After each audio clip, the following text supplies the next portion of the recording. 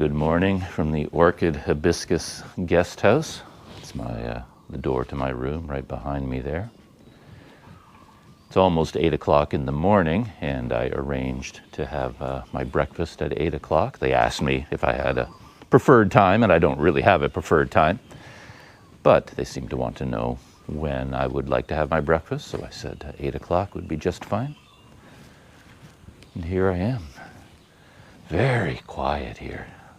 I did see another couple checking in late in the afternoon, late in the evening last night. So I think there are 2 other people staying here with me, at least 2. But other than that, I think that's it. 3 of us in this giant place. Very quiet. And I remember reading online that they had a lot of large tropical birds on the grounds in cages, or flying free, I'm not sure. But I did see one cage and it was empty. But I just noticed this aviary here in the back. And as you can see, it looks like it's set up for a lot of birds. A lot of bird houses in there and tree stumps. But no birds right now. I'm guessing that over the last year and a half, with no tourism, the owners here would have had to let the staff go. A place like this would take a lot of staff to maintain, housekeeping staff, people taking care of the grounds, and then I assume they would also have to have staff to care for the birds. And there's no way that the couple that owns this place could even begin to keep up with all the work here on their own. So I'm guessing that they had to make other arrangements for the birds until tourism picks up. And for now, no birds. But here's the setting right outside my room.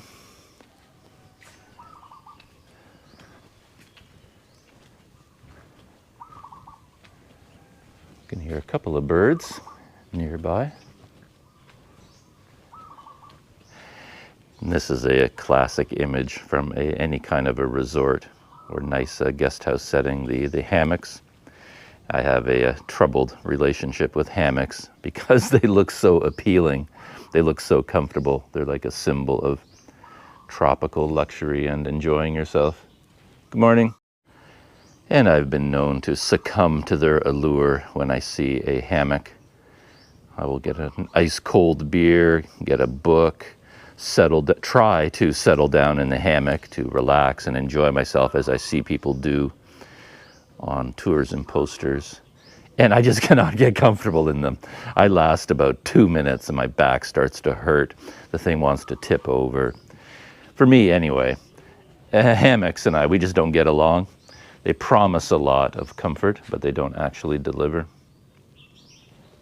I've known of people who traveled around the world with hammocks, and they will actually sleep in them at night on a routine basis. I can't imagine. As I said, I can't even relax enough to read a book in a hammock. There's no way I'm going to get any sleep.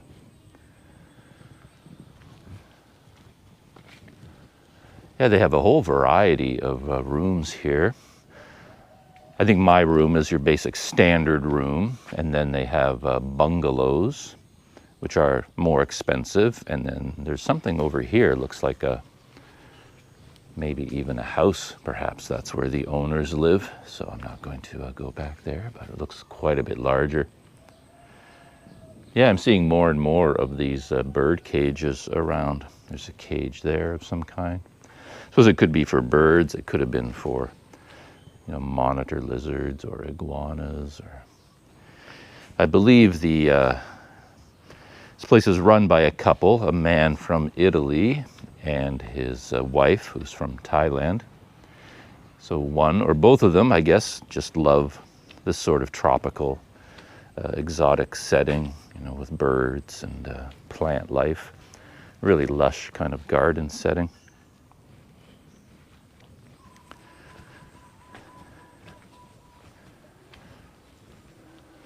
I don't know what to expect from breakfast.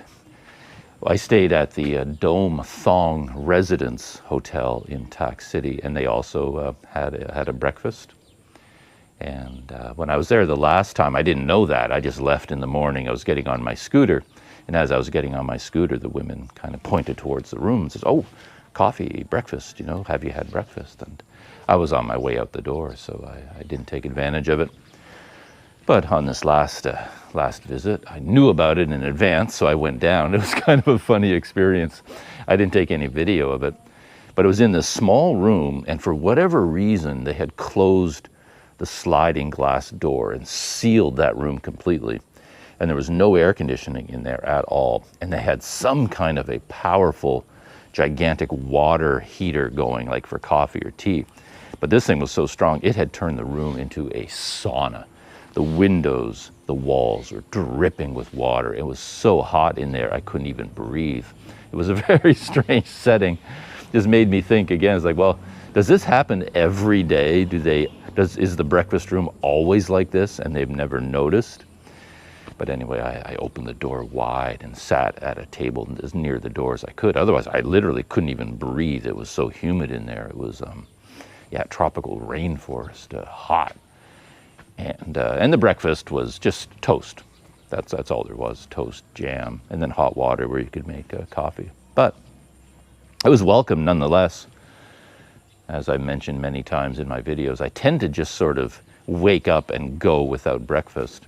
And I think I'm fine that way. But then the times when I do have breakfast, I notice I feel a whole lot better. So even having a few slices of toast kind of is like, now I feel better. I feel more ready for the day. So it's nice to have a breakfast prepared for you at a hotel. And here at the front, they have some of their older bungalows. This is kind of nice. They have chairs here made out of what I would, if we were anywhere near a beach, I'd call driftwood. But those would be, tree trunks that have been carved into the shape of chairs. They might be very similar to hammocks. I often see seating like that, and you think it's so amazing. But of course, when you sit down in them, it's a bit of a crapshoot, whether it's actually comfortable or not. They look great, but whether or not you actually want to sit in one of those for a long time depends on the chair itself and how it's been carved. And I think this was one of the rooms they showed me, so I had a choice between one of these rooms and the room that I chose at the back. I believe they showed me this one, number 1. So this could have been my room, and I could have had that chair over there. But the interior of this room was considerably smaller than the newer room that I have, and it doesn't have a refrigerator. So I opted for the room in the back, and I think that was the better choice overall. And just as a rule of thumb for me, I've learned over the years that it is better in general to get a room as far away from the center as possible. Because this room is right here at the front. I guess these would have been the very first rooms that they built, of course, on the property. And it's right beside the breakfast area, the front office, the street, and the swimming pool. So here is, the location of room number 1 and these smaller rooms. Here's a more expensive bungalow, a larger place. And they're all very close to the pool, which would be fine now because there aren't really very many guests here and there wouldn't be a lot of noise. But I can imagine a situation where in busier times, there might be a bit of a party going on at the pool.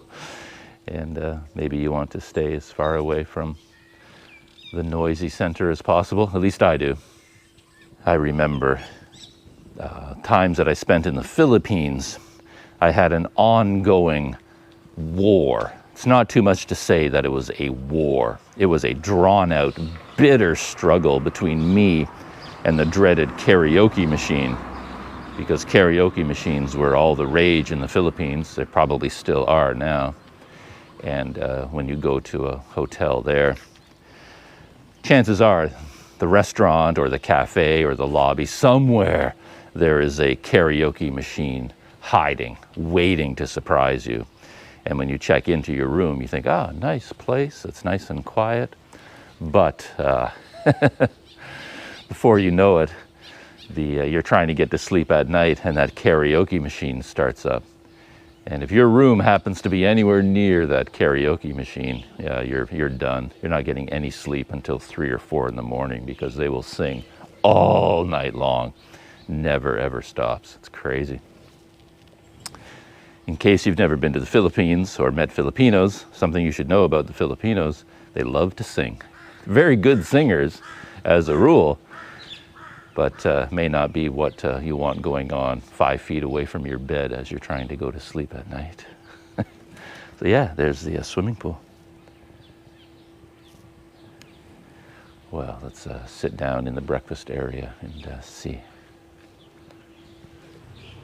I like these. Again, these fall into the same realm for me as hammocks and the specialty carved wooden seats.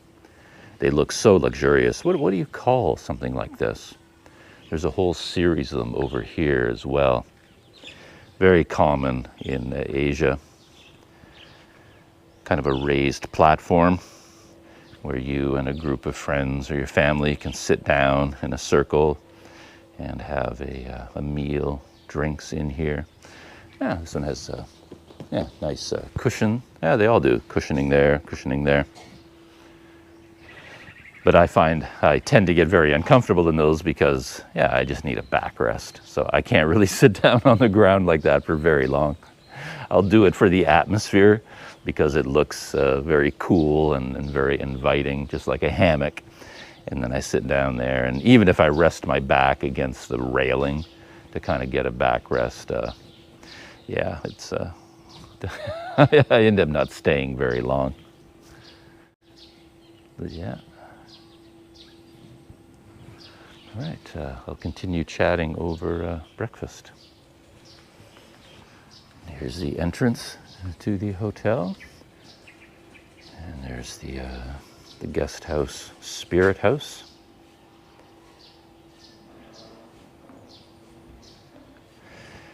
And they've put a lot of these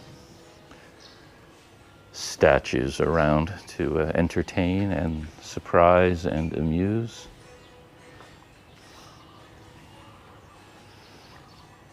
I hear music from the breakfast area, so I may not be able to keep up this chatter over breakfast. Maybe I'll enjoy my breakfast and then check back in with you later on and talk about what I'm going to do today.